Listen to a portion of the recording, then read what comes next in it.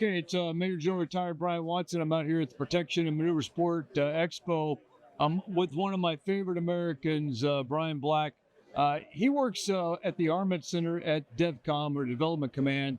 And first of all, Brian, there may be a lot of people who don't understand what the Armament Center is. But really, can you neck it down?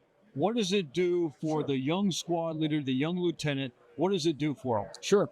We do about 95% of the Army's lethality research and development, which means that we're going to reduce risk for those programs of record that we're going to transition to the acquisition community before it gets out to that young squad leader or that young lieutenant, so that the right product gets into their hands and it does what the Army says it's supposed to do.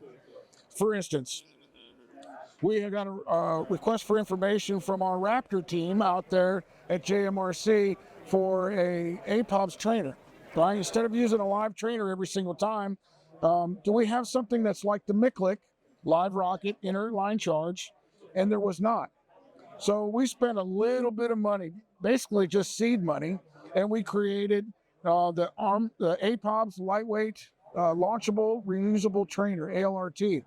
It's the same concept as the MICLIC. It's a live rocket, but a repackable inner line charge that we think we can get about 10 shots out of it, which could possibly save the Army somewhere around $100,000 a year. Yeah, plus the amount of places you can train it. And then you can now train it, right? So, and this, the rocket is available as part of a Class 5 system? You can, if it becomes a system, you will have a separate DODEC for just the rocket and an NSN. And then a training device. And then the training devices will probably be at TASEEs. Yeah. So, Staff Sergeant Watson can go get it.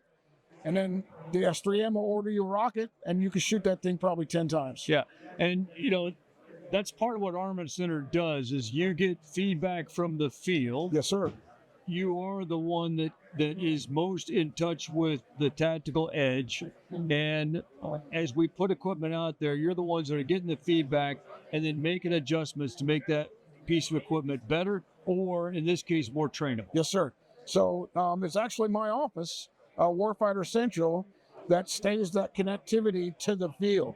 And we will send people out. We actually have a program where you can spend 30 days at the National Training Center as an Armament Center engineer or scientist and get feedback on everything from artillery to small arms, and then go back to the lab and say, this is how we make this better. This is how we make this safer, for instance. So we got another RFI from the field that said, our C4, our Composition 4 bulk explosives are becoming brittle and not malleable at low temperatures. This particularly came from the 70th and the 6th up there in Alaska, now 11th Airborne Division. So we've been working on a product called PAX 52 that takes all of the parameters of C4 and creates a product that is now malleable or soft at minus 25.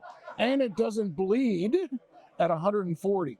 Right? And it has the same detonation velocity as C4. It's got the same RE factor as C4. We're going to be able to package it in the same Mylar package as C4, and you'll never know the difference until you pull it out. And now you can mold it to make a C charge. You can mold it to make any kind of door charge that you want to do out of it, instead of having to stick it in your shirt and let it warm up for 25 minutes. Yeah, and so that is the direct result.